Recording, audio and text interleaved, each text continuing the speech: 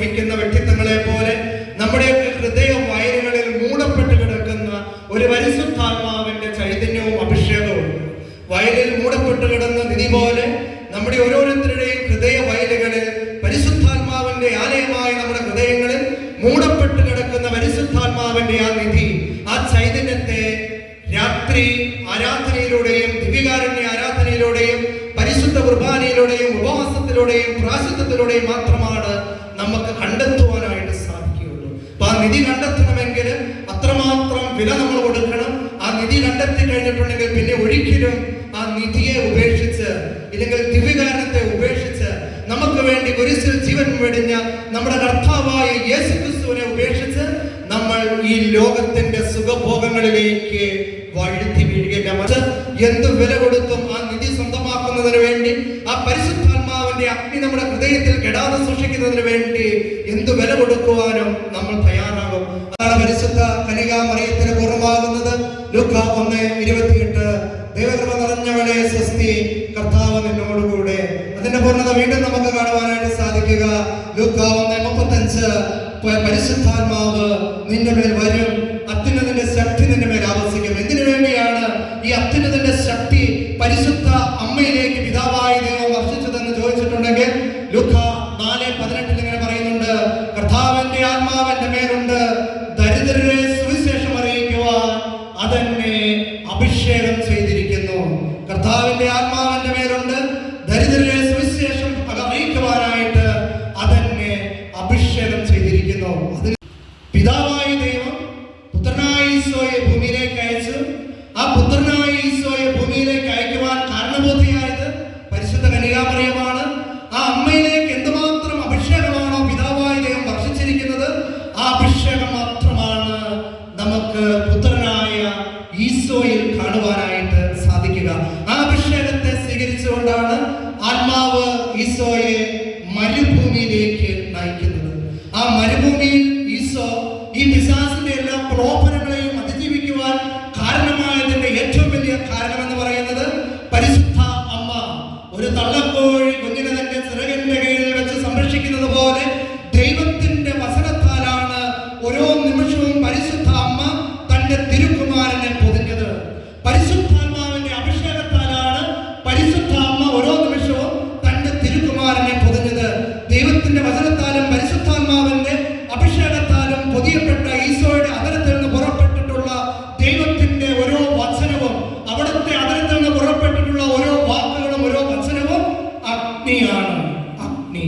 അതാണ് വചനത്തിലൂടെ ഈശോ പറയുന്നത്, വൈക്കോലിനെ തീപ്പൊരി പോലെ നിന്നെ ഞാൻ കത്തിക്കും. വൈക്കോലിനെ തീപ്പൊരി പോലെ നിന്നെ ഞാൻ കത്തിക്കും എന്ന് പറഞ്ഞിട്ടുണ്ടെങ്കിൽ ഈ പരിശുദ്ധാത്മാവിന്റെ അഭിഷേകത്താൽ ജ്വലിച്ച് ഈ ദൈവത്തിന്റെ വചനം ഈശോ പ്രഘോഷിച്ചതുപോലെ പ്രഘോഷിക്കുവാനാണ് നമ്മളെ അവിടുന്ന് ഈ ഭൂമിയിലേക്ക്, ഈ ദേശത്തിലേക്ക് പറഞ്ഞുകൊണ്ടിരിക്കുന്നത്.